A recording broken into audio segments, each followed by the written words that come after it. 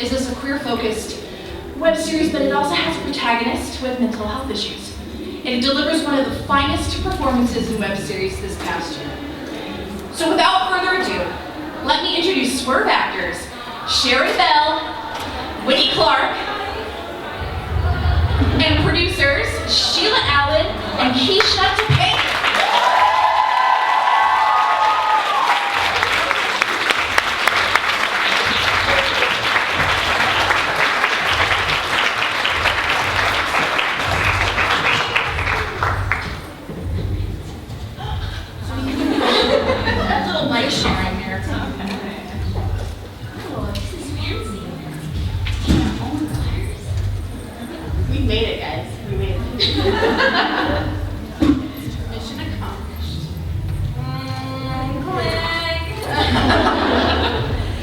So Sharon, you missed me saying this while you were in the hall there, but I told you before personally that I think that your performance as Swerve is your finest work today. You have said that it was really, really sweet. But I also, get this, I also think it's one of the best I've seen in web series media. Oh, take it.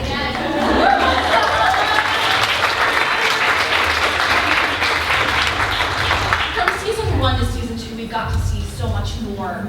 So I gotta take this off. Take it off. This room is much hotter than that bitch. We got to see so much more of what makes her tick. What has playing this incredibly complicated character meant for you as a person and as an actor? The character of Elise was just like a gift of a role. Like it's that question that people ask you as an actor. They're like, what is that thing that you always want to do, or that role that you always want to play? And I honestly, before I did Swerve, I had so many answers to that question, and now I don't really have any.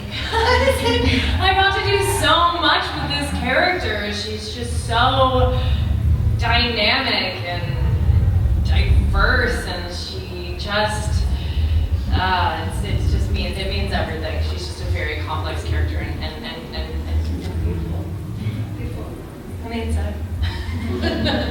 So many of us deal with mental illness. I have been very open about the fact that I have OCD.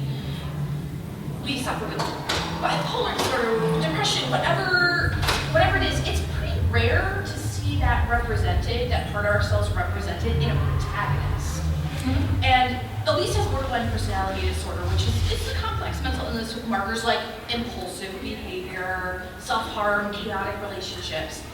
Swerve really delves into Elise's illness without saying like, hey, here's this illness before we talk about Elise as a person, Mm-hmm. And that's so refreshing. Her disorder is part of her, but it doesn't define her. Mm-hmm. How did you prepare to present Elise's borderline personality disorder with accuracy and affection? And then also Kisha and Sheila as producers, how did you and Jason make sure that mental health was addressed with care? So I think Jason and I talk about this a lot, and some of the things that we always talk about is what makes Swerve and Sharon and Elise and like all the characters in the show different and relatable for everybody. And we narrowed it down to one statement, which is the show is about a person who has their own issues to deal with, but is still about wanting to relate to others. And every character does that to some capacity, and that has been the easiest thing for me to describe to people, like, why would I like Swerve? And it's like, I promise you, there's someone in there that you will relate to, even if it's like Mr. Nobody packing his kid's backpack to like go to school and then go to the basement and do creepy things. Like, at some point, you're like, that is the character I related to. Right. It's like, I relate to that. But with what Jason and I had talked about was, a lot of it too is really based on just the talent of our actors. We communicated to them, these are really diverse characters, they have a lot to deal with, but it's not a downfall of theirs, it's not a weakness. We're really just showing, here's a person who has all of these things to deal with, but they're not the villain, they're not a one-sided character, they're still trying to catch up with their friends, they're still trying to like go out to have like social things with people, and they're expected to wake up every morning and live their life. And I think as producers, as Jason as the creator, we can only do so much, and a lot of it just comes to how awesome like our actors are. And we got really lucky with Sharon right off the bat. And then Winny was like, oh my God. And I remember like, it was this time last year actually, right before we kicked off the Indiegogo campaign. It was our table read, and that was the first time I had met everybody. And I remember I was just watching audition videos, and I was like, yeah, they're great, they're great. And I met everyone, and the moment we started reading together, I was like, I felt like I was a fan, like just sitting. And Jason was like, you're a producer, and I was like, shut up. They don't know I'm here yet. Like, I'm just gonna sit here. So for us, it was a lot of different things. Like a lot of it is putting as many ingredients as you can, but just hoping that everything comes together. And a lot of that was because of our talented actors. I want to hear from you, Sheila. Math is hard. What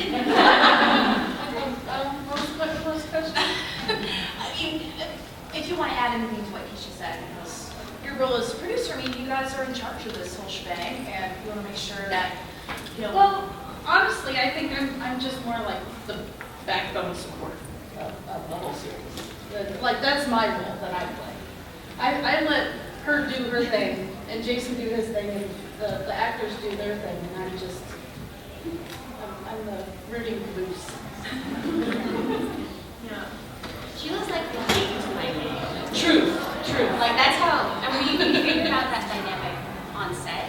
Yes. So when I'm spiraling, literally like a tornado across set, like, where's the food? Where's Sharon? Where are they? I'm like, Jason, get out of here. Sheila's like, Kisha, let's pull it together. Everything's gonna be fine. And she'll have coffee for me. She'll remind me to eat. So there's a lot of things when it comes to these shows and these projects that you're like, on paper, you need. And then there's just a lot of intangibles that when people show up, you're like, oh, that's the missing piece. So with Sheila, when she came on set, all of a sudden there was just like a blanket of calm that came down. I mean, it was still hectic, and it was hella stressful. But it was like, oh, Sheila's here, we're good. So that was invaluable for us, and I'm like eternally grateful that she was there to help us through the whole thing. And I was always cutting jokes. Yeah. Sheila, I'm not letting you off the hook because I have another question for you. All right, I'm ready. Are you ready for this? No. I'm really curious what hooked you on this series in order to, I guess, you know, kind of make the ultimate way of showing up for an LGBT series. All right. Joining this as a producer and financial backer. Well, honestly, so I'm a fan of Jason's work. I think he is, for him being, you know, a cis male, white male in society, he does a really good job at writing powerful women, as well as people of color and different disabilities. And the other work that I've seen of his prior to Swerve's release gave me a hint of how he did his work and his art. And when Swerve initially released, the artistic way it was done, I was just blown away. Absolutely blown away. The way he got the angles, the way he added the music as its own character, and the way he wrote the characters. And of course, you know, the actors bringing the characters to life. It all just meshed so well together, and I was like, this is amazing. I need to see it keep going. And that's when I stepped up. Sheila. I think that's pretty freaking amazing, and I think we owe her a round of applause.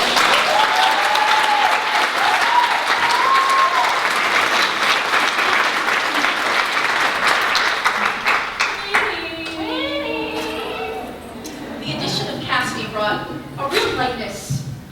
Well, okay, it's still a really dark show, but you brought a lightness to the show and also to the leads. So I was just curious, how did you get involved in this series? Like, what brought you into this whole Swerve world? This one right here, Sharon is the only reason I think that I'm in this series.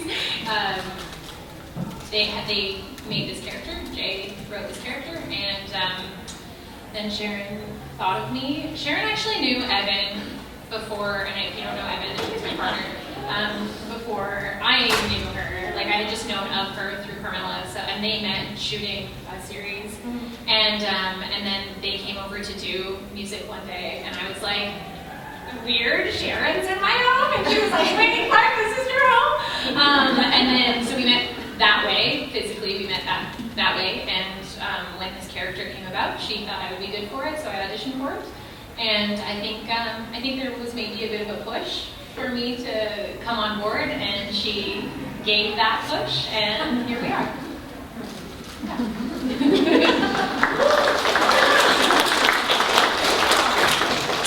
Well, Swerve is filled with very layered relationships, especially among women. And I like that you mentioned that Jason does a really good job of writing women. I think I've compared him to Terry Moore, to him. I mean, privately. It's like, I'm going to be Terry Moore. But how would you describe this connection between these two characters? It's complicated. Yeah, okay. I think this connection that Cassidy and Elise share is when you think back to kindergarten and it's like your first day of school and you're shy and someone comes up to you and is like, do you want a piece of my peanut butter sandwich? And you're like, yes, please, that is all I need. And then you're inseparable from there on out. I truly feel like Elise was gone for so long. And it was instant. It's that relationship. You guys know that relationship that's like, the moment you see someone after years, you are so in love with them still. Yeah, I would definitely, I also just want to say that, yeah, very, very best friends, and also very platonic, and I think that is also important to see as well, those strong female friendships in movies and TV, because we need to support each other, you know, in this world and in this industry, and we need to see that represented as well. So I think that was really cool just to have those two have that connection. So Kisha, what does it take, like really take, to get a web series like Swerve out there into the world and funded? And I mean, I think it's just something that we all too often take for granted, that web series are actually very expensive to produce. And people aren't exactly, I don't know, like clamoring to like throw a bunch of cash at like queer web series. So, especially ones that, you know, deal with mental illness, you know? So, give us the nitty gritty, like how is this, like, tell us, like, be honest, like, what is this like? So I think I'll be completely transparent. Like, this was my first project, web series project, entertainment project. I actually joined Swerve season 1 as just to help out with marketing and social, which is like my day job.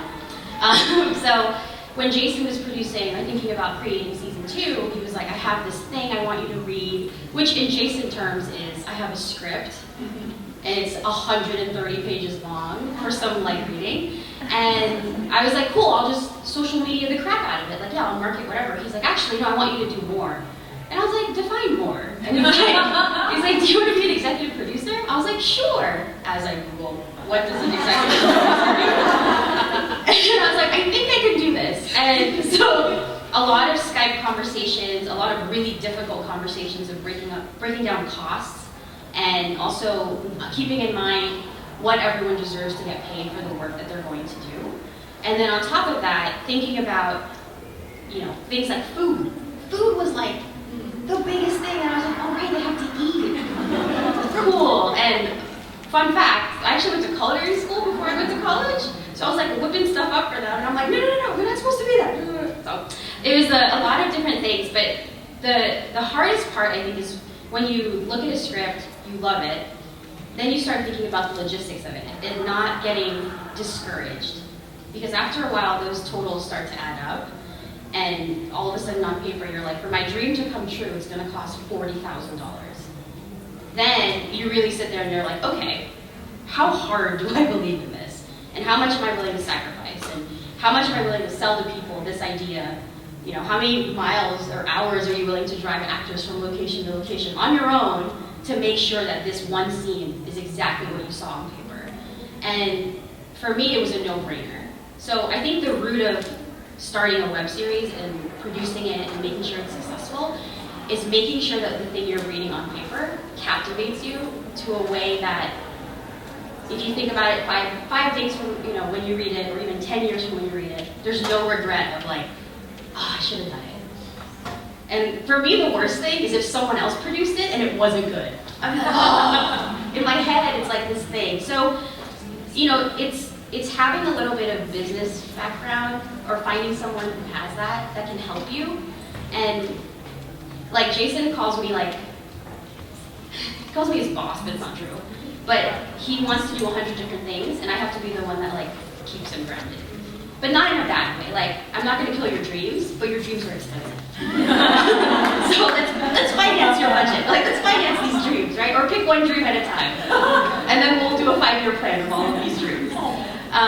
But at the end of the day, like, I am a firm believer in like speaking things into existence, in networking with the right people, and being super kind and nice to everyone.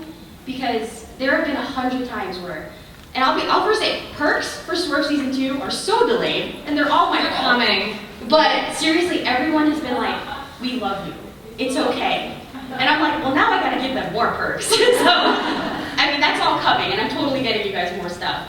But knowing that I can do that and work on getting the best things for our fans, and knowing that you guys are okay with it, that's like, you can't buy that. And I take all of that because of the content, the characters, and just how much passion everyone in this room has fueled Swerve with. And you can't make that up. Like, I think there's people that will tell you like all the crazy business stuff that's related to funding and producing. But like, as a newbie, half of it was passion and working our butts off. And like, no sleep for 2 weeks. True. Lots of coffee. A lot of coffee. But I mean, my biggest advice is find a support system. I mean, this is in life, right? Find a support system. Hopefully some of that support system has some money. But it's not impossible to create something without a big budget. There's so many tools now, so many resources, and then you have people like us who will pimp the crap out of everything you guys are doing. Like, we'll love you as much as you love us. So, now I'm gonna quote it on that and be like, Kisha, I have this web series on Twitter. So, That's a good place to end. Right. And end scene. I'm really looking forward to reading your book, Dreaming on a Budget.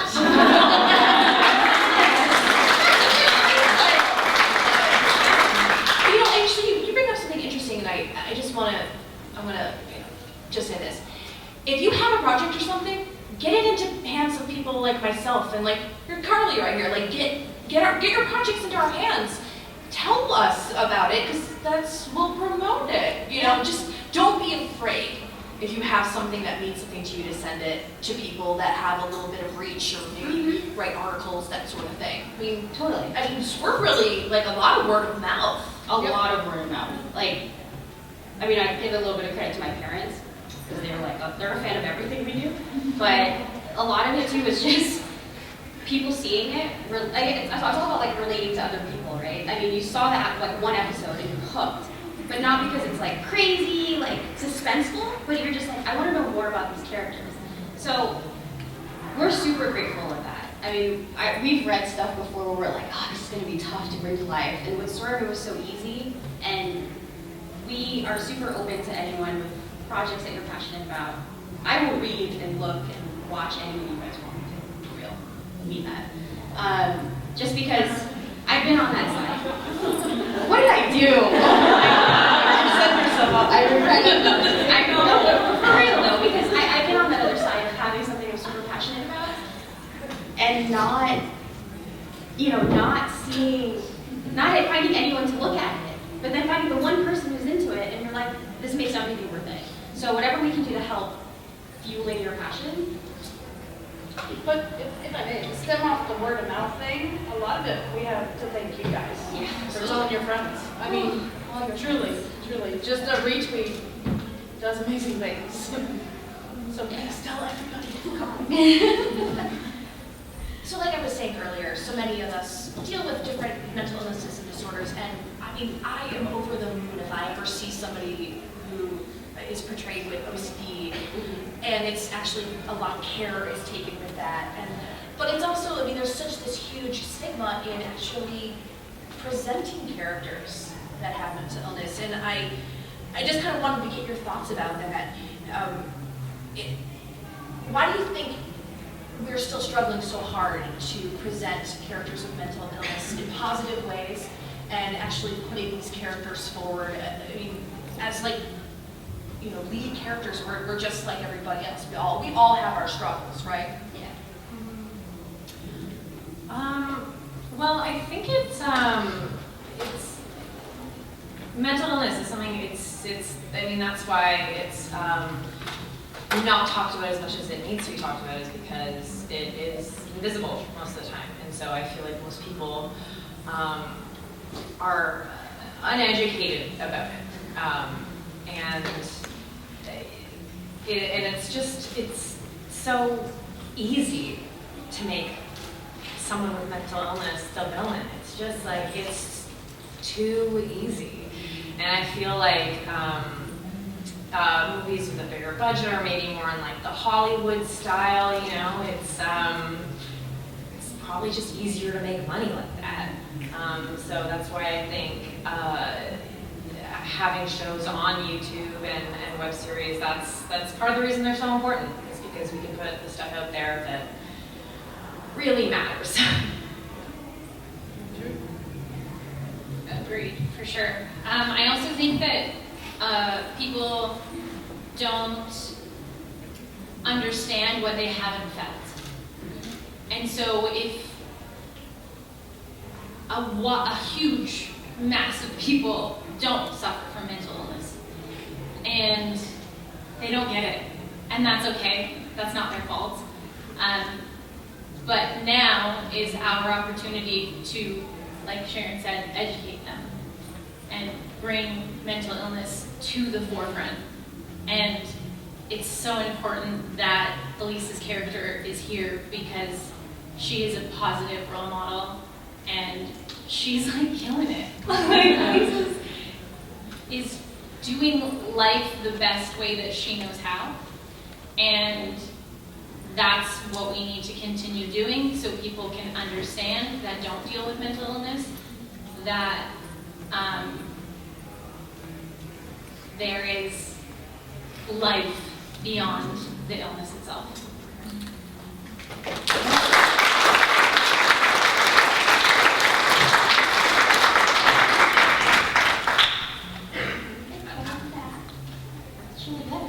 Well, I mean, I feel, you know, to also, sorry, my bad. To stem off that, it's another reason why, you know, I feel honored to be supporting this project and be part of it, is that in a way it's normalized. You know, it's not like, hey, we have this exclusive thing about this. You know, you've got a character, and it's a character. It's not mentioned, it's just there. And I think that representation really matters. I just like the fact that it doesn't define her character. Yes. Like when you watch an episode, you're like, okay, Sharon is dealing with deaths. Not Sharon, Elise. I do this all the time. Elise, sorry. Elise is dealing with losses. She's dealing with seeing people that's been out of her life for a really long time. It's not like insert issue and that's the character. I think normalizing it is not, I don't know if that's the right word for me. It's like, it's just part of who she is. And it's not bad and it's not good, it's just part of who she is. And we're okay with it. Yes. And we're just watching her live her life. And we're fascinated with her life, not that one section of it. And I think that's what Swerve does a fantastic job at, across the board with all of the characters, and not just Elise. I just wanted to add to that, it was something that you asked earlier, but how that's exactly how I knew I needed to portray her, and in preparation for the character, I mean, what I did was just educate myself on the illness. So I just knew who she was inside and out, but I knew it couldn't define her, and I was talking to Jason about it, and he was like, honestly, I think the most truthful thing you can do is just follow the script, because in those words and those scenes with her friends and the subtle things that she does, that is where you'll see it, and that is where you'll see her struggle. But it's not about the struggle, you know? It's not about like showing it physically, like a tick or something, you know? It's just something that is under the surface, and there's just so much more. Yeah. Well, there's certainly a lot of parallels with how queer and trans characters have been portrayed, and how folks with mental illness have been portrayed. It's kind of like, now we're at a point with LGBT characters where instead of it being like, hi, I'm gay, and I'm a doctor, you know, like that, which we were for so long, it was like, the gay thing was the big thing. Now we get to have characters where being gay is just like, it's a part of who we are. And I think we still have a ways to go with mental illness, but I see both those things being very much simpatico. They like very much in a similar path. So, well, Winny and Sharon, you have played major gay roles in web series and film, and have become beloved by the queer fandom.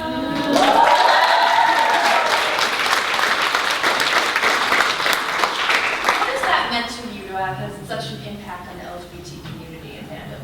It means everything. It means so much. I feel like the one thing that every actor does when they get into this is they want to make a difference. They want to help people, you know, and I've been so lucky to have been part of these projects, and it makes me mad when some people ask me this question and they're like, oh, aren't you worried about being typecasted as like a queer character? And I'm like, what does that even mean? Like, you mean like as like a person? like a queer?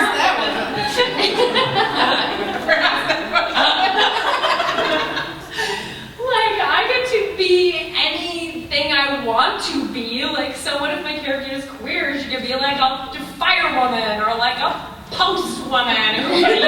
Somebody write down these ideas. I'm already seeing a Lifetime movie. Literally and in relationships. But you know, it's like I get to just do all that, and I get to be a positive role model for people. Like, I have people telling me that like these shows that I'm doing mean so much to them, and it just makes me cry every time because I never thought I'd be able to help people this much. So it means everything.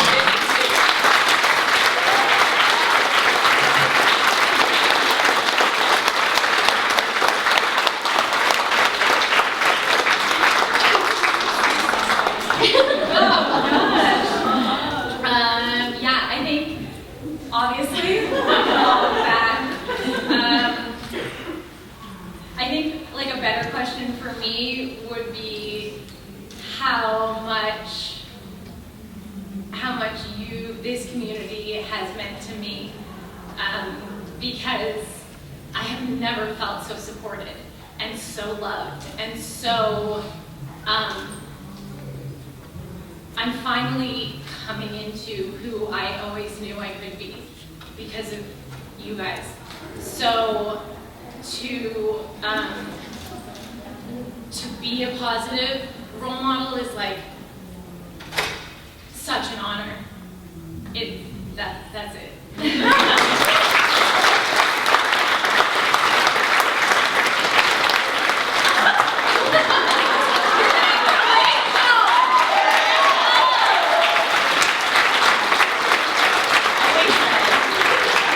Where are the Swerve branded Kleenexes? Season 3, not kidding. Season 3, you will have personalized tissues to cry on For all the tears. Oh gosh. Oh, all right. That's good. Everyone all right? Thanks. I know, the ups and downs. Everybody's been crying on my panels.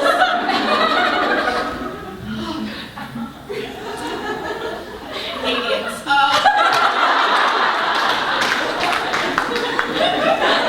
So wonderful and emotional. Season 2 left us with a hell of a cliffhanger. Elise went from being this passive participant, all this violence and drama around her, to possibly stepping into this role left by Stevie. I mean, what's going on with season 3? Because I'm not allowed to answer any of these questions. Yeah, we don't know. We don't know. Jason does a really good job of keeping everyone in the dark. Like, to be for real. I don't even know what's happening.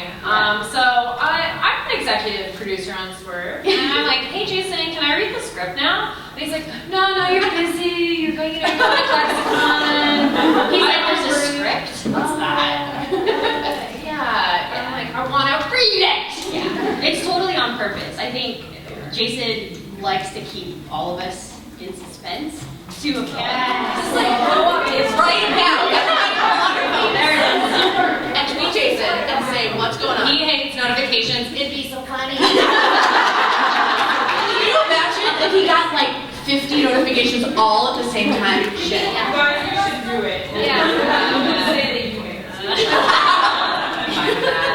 I mean, it's kind of pretty obvious how secretive he is at every cliffhanger at the end of every episode. That's Jason in real life. Pretty much. Yeah. With anything. So. But I will say, I do have something for you guys at the end of this panel. What? But I mean, people are. Let's do it now. Like, let's do it now. You want to do it now? Yeah. do you know? Excuse me. I just tweeted him. But like, keep talking. I just tweeted So while this is getting set up, I'm actually going to open this up to audience questions, okay? And then we'll stop when it gets set up and show you what the special goodie they have for us, okay? Who's got questions? Alright. As a series creator myself, especially for LGBTQ plus content with mental illness, especially with PTSD, since I have had it for over 18 years now, how do you, with the direction and everything, how do they guide you up to getting into that headspace and then guide you back down in a safe way that doesn't really mess with you, except for your character?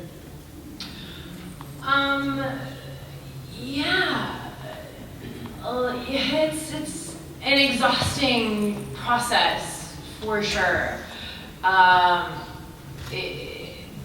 Like I said before, any questions I had with the character that I was nervous about portraying, he's like, just find what you're looking for in the script because it's all there. And anytime there were any very emotional scenes, that's that's just something that I feel like I don't know all actors, but I just feel like it's something that I personally have to kind of work myself up and then work myself down. I mean, it's always, I think it's good to have a director there that is very confident and clear in what they're asking for, and just a really calm energy, because it really is the actor that kind of has to, do all the winding up. So I think it's just all about having like a really safe set and a very good energy, because it's very draining. Yeah, I mean, I think that you, as an actor, you just have to be prepared sometimes at the end of day to maybe not feel very good and sleep that off. That's just part of it. What are we good? Oh, All right, are you ready?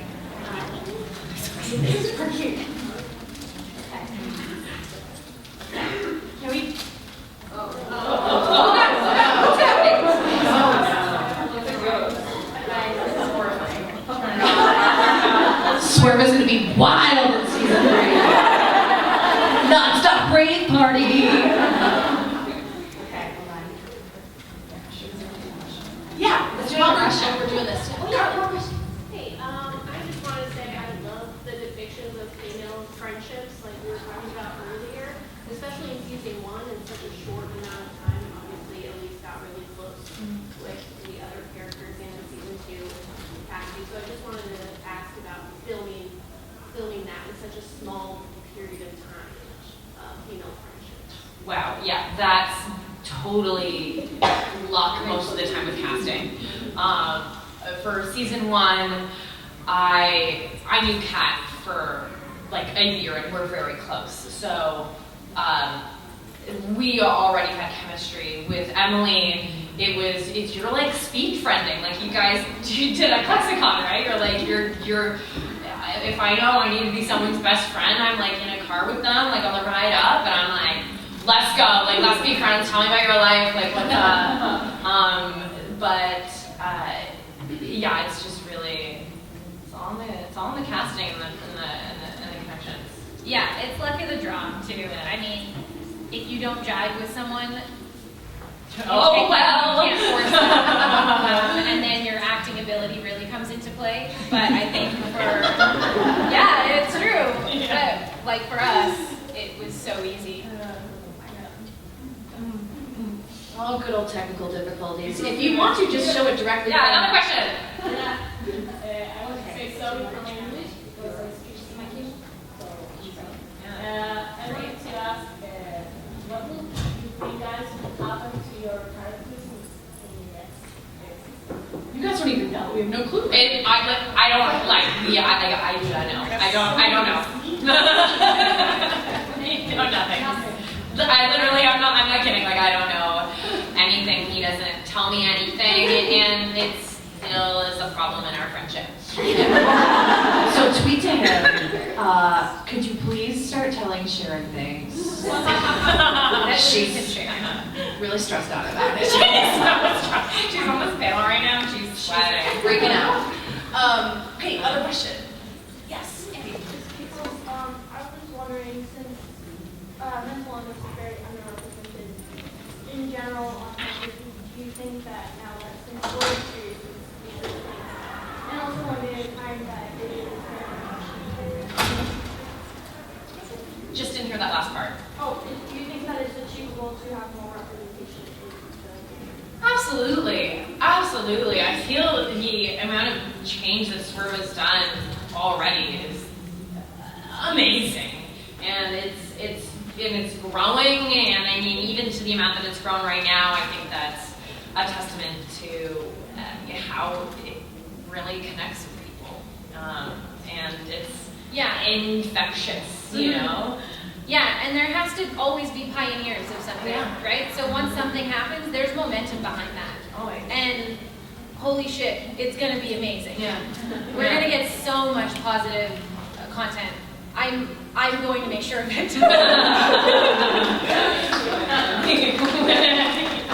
Well, you know how good you are about social media and tweeting about wanting queer characters and queer storylines and things like that. You also have to say, like, hey, I'm bipolar and I would really love to see a character that represents me, or I have OCD, and you need to like advocate for yourself too about seeing yourself represented, not just as a queer person, but as a person that is full of multitudes, you know what I mean? All right, next question. Yes?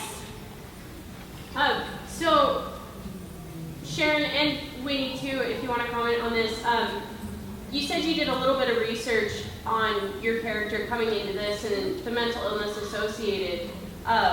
For someone who is very close to someone with BPD, my mom, how did you go about doing that research and making sure you got all the facts right? It's hard to know if you're getting the facts right. I don't know anyone with multiple borderline personality disorder, so I couldn't get that firsthand. It's just a lot of research and fact checking and just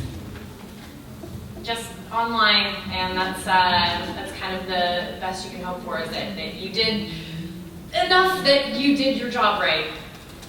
Yeah. I don't have anything more to put in. I saw more hands earlier. Anybody else? Okay, so, well, Sharon, I have a question.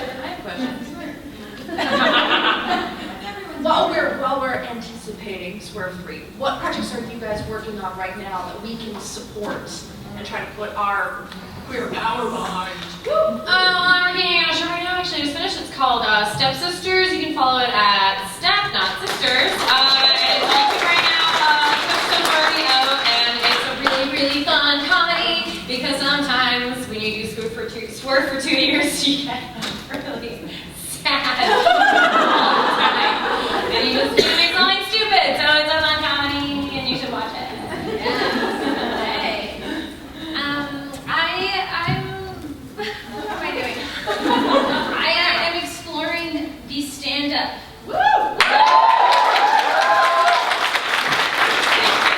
That takes some serious guts. It's so scary. It is every time I go to do it, I'm like, this is the last time I'm doing it. I'm going to take a break because I'm too stressed out. And then I do it, and I'm like, I can't wait to do the next one. So I'm just working on that. I love comedy. I don't know why I'm not in her comedy. Season 2. Take it outside. Figure that out. I have a movie called Nobody Famous coming out this year. It's about 5 actors who go away for a weekend, and while we're there at the cottage, one of the actors finds out something really big, and jealousy ensues. Yes. It's like Tuesday for me. Yeah, that's every day for me. Yeah. I'm just scrolling through Instagram. And I also, I'm doing something new on my YouTube channel very soon. I'll just tell you. I'm just going to tell you what I'm doing. I'm creating my own meditations. And meditation has changed my life. And I want to share that with people. So I'm going to do that.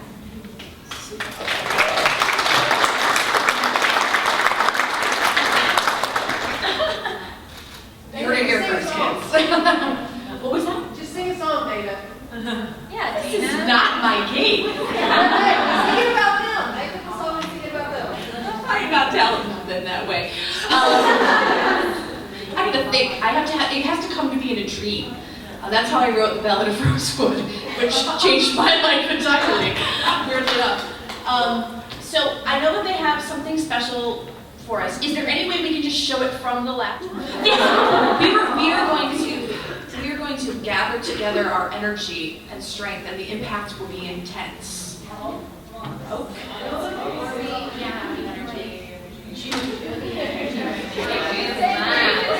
We probably sent you a gift that tells you nothing. You have me twice. I have 2 gifts. One from Pulp Fiction and one that I can't get to play in this room because the Wi-Fi is not. Okay. Hey, Tim. Okay. That one. I also got. I kind of wish I had a bigger macro for this specific instance, but so you guys are the first one. This is. All right. Everyone should just gather. I feel like everyone should just gather.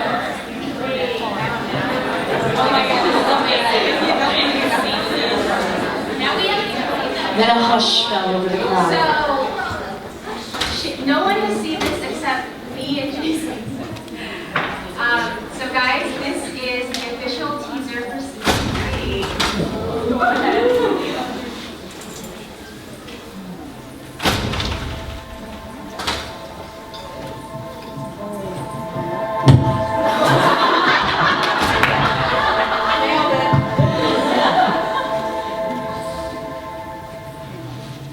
There is a number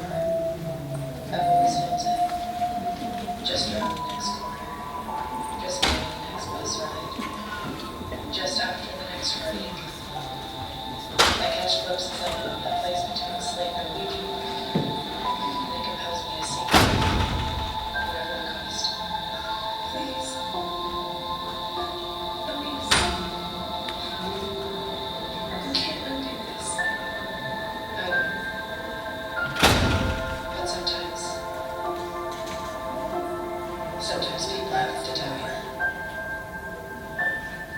I love you. I'll see you soon.